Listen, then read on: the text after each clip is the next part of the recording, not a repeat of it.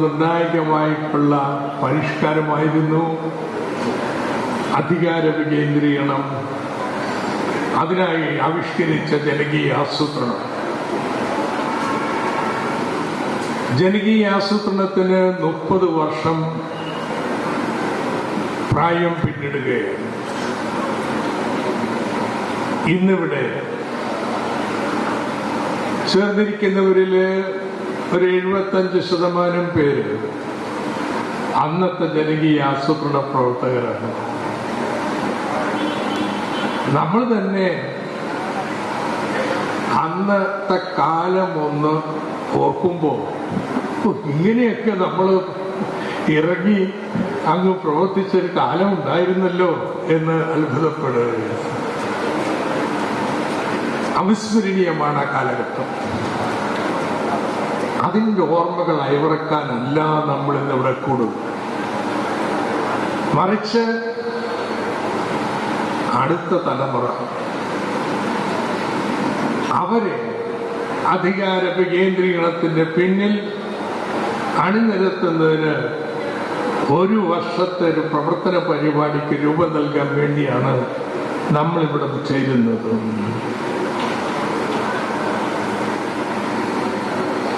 എങ്ങനെയാണത് ചെയ്യുക? ഏറ്റവും അതിന് നമ്മൾ കാണുന്ന മാർഗം, കേരളത്തിലെ യുവതി യുവാക്കളെല്ലാം ഇന്നൊന്നും വിദ്യാഭ്യാസത്തിന് പോകുന്നവരാണ്. പുറത്തു പോകുന്നൊരു കണക്കെടുക്കാക്കിയിട്ടില്ലെങ്കിൽ 70% പേര്. നമ്മുടെ വിദ്യാഭ്യാസ മേഖലയിൽ പ്രധാനപ്പെട്ട ഒരു മാറ്റം വന്നിട്ടുണ്ട്.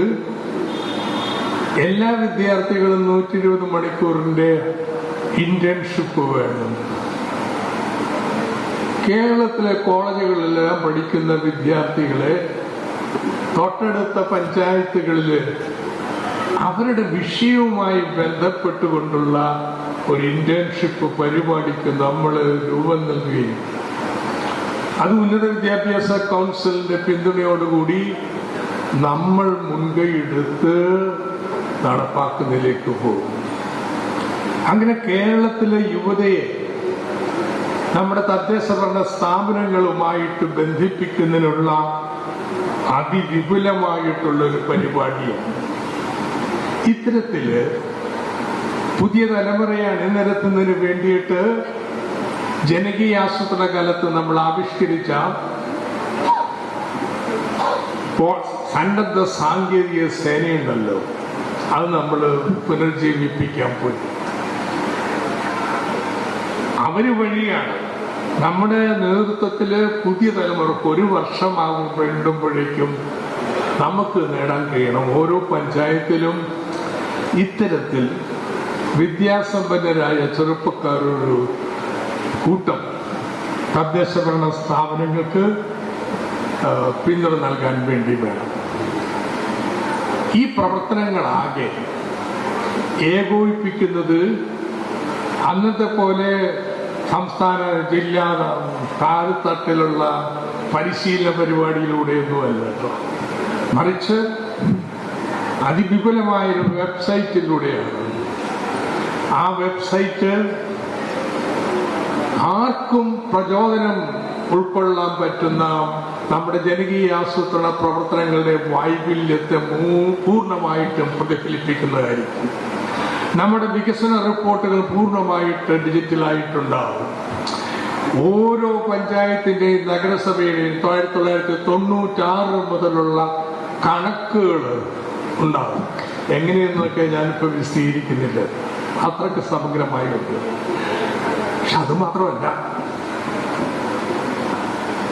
അധികാര വികേന്ദ്രീകരണത്തെ കുറിച്ചുള്ള വാർത്തകള്, അധികാര വികേന്ദ്രീകരണത്തിൽ ഇന്ന് നൂതനമായ കാര്യങ്ങൾ ചെയ്യുന്നവരുടെ സെമിനാറുകള്, നമ്മൾ നേരത്തെ പറഞ്ഞ പ്രവർത്തകരുടെ ഇന്റേൺഷിപ്പിന്റെ പരിപാടി എല്ലാം ഏകോപിപ്പിക്കുന്നത് ഈ വെബ്സൈറ്റാണ്. അപ്പൊ ഈ വെബ്സൈറ്റ് എവിടെയാണ് അതിന്റെ ആസ്ഥാനം? അതിന് ആസ്ഥാനമായി കണ്ടിരിക്കുന്നത് കരകുളം പഞ്ചായത്തിലെ ജനകീയാസൂത്രണത്തിന്റെ ഭാഗമായി രൂപം കൊണ്ട ഗ്രാമീണ പഠന കേന്ദ്രത്തില് സുമിത് കുമാർ, അദ്ദേഹം ജനകീയ ആസൂത്രണത്തിൽ പ്രധാനപ്പെട്ട പങ്കുവഹിച്ച വ്യക്തിത്വമാണ്. അദ്ദേഹത്തിൻ്റെ നാമധേയത്തിലുള്ള ലൈബ്രറി ആയിരിക്കും ഈ വെബ്സൈറ്റിൻ്റെ ആസ്ഥാനം.